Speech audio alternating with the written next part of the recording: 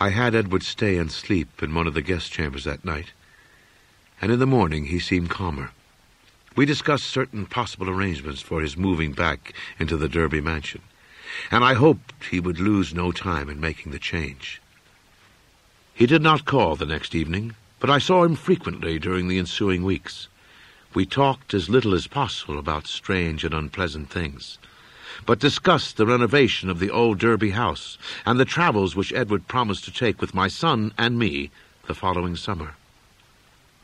Of Asenath we said almost nothing, for I saw that the subject was a peculiarly disturbing one.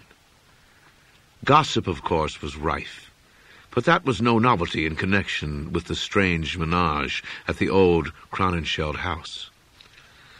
One thing I did not like was what Derby's banker let fall in an over-expansive mood at the Miskatonic Club, about the checks Edward was sending regularly to a Moses and Abigail Sargent, and to a Eunice Babson in Innsmouth. That looked as if those evil-faced servants were extorting some kind of tribute from him. Yet he had not mentioned the matter to me. I wish that the summer and my son's Harvard vacation would come so that we could get Edward to Europe. He was not, I soon saw, mending as rapidly as I had hoped he would. But there was something a bit hysterical in his occasional exhilaration, while his moods of fright and depression were altogether too frequent. The old Derby house was ready by December, yet Edward constantly put off moving, though he hated and seemed to fear the Crowninshield place. He was at the same time queerly enslaved by it. He could not seem to begin dismantling things, and invented every kind of excuse to postpone action. When I pointed this out to him, he appeared unaccountably frightened. His father's old butler, who was there with other reacquired servants, told me one day that Edward's occasional prowlings about the house, and especially down the cellar, looked odd and unwholesome to him. I wondered if Asenath had been writing disturbing letters, but the butler said there was no mail which could have come from her. It was about Christmas that Derby broke down one evening while calling on me. I was steering the conversation towards next summer's travels when he suddenly shrieked and leaped up from his chair with a look of shocking, uncontrollable fright, a cosmic panic and loathing such as only the nether gulfs of nightmare could bring to any sane mind. My brain! God! Dan! It's tugging from beyond, knocking, clawing. That she-devil even now. Ephraim! Kemog! The pit of the Shagas.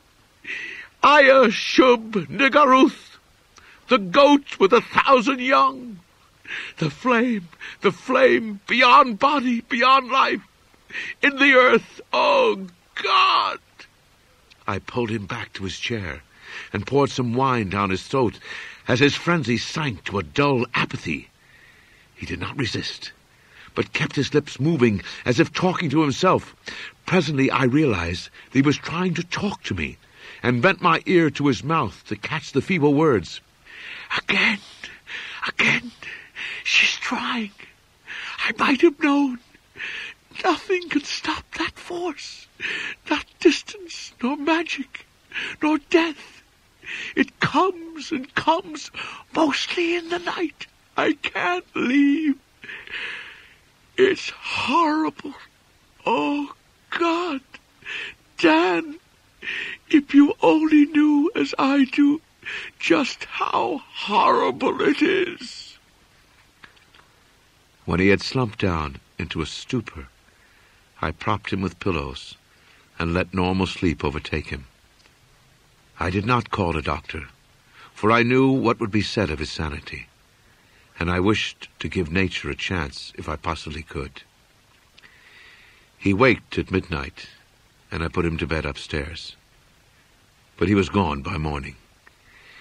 He had let himself quietly out of the house, and his butler, when called on the wire, said he was at home pacing about the library. Edward went to pieces rapidly after that. He did not call again, but I went daily to see him. He would always be sitting in his library, staring at nothing and having an air of abnormal listening. Sometimes he talked rationally, but always on trivial topics. Any mention of his trouble, of future plans, or of Asneth would send him into a frenzy. His butler said he had frightful seizures at night, during which he might eventually do himself harm. I had a long talk with his doctor, banker, and lawyer, and finally took the physician with 2 specialist colleagues to visit him. The spasms that resulted from the first questions were violent and pitiable, and that evening a closed car took his poor, struggling body to the Arkham Sanatorium.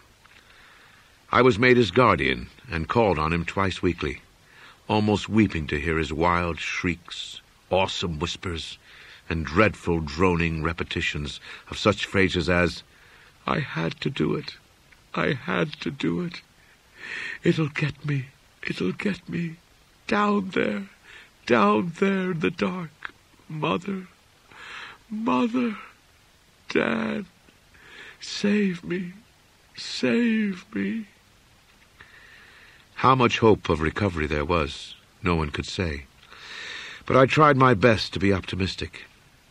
Edward must have a home if he emerged, so I transferred his servants to the Derby mansion, which would surely be his sane choice.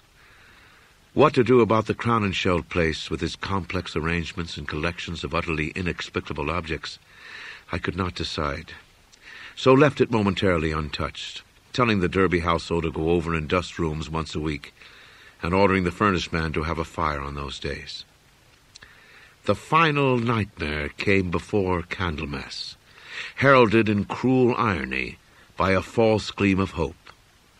One morning, late in January, the sanatorium telephoned to report that Edward's reason had suddenly come back. His continuous memory, they said, was badly impaired, but sanity itself was certain. Of course, he must remain some time for observation, but there could be little doubt in the outcome. All going well, he would surely be free in a week. I hastened over in a flood of delight, but stood bewildered when a nurse took me to Edward's room.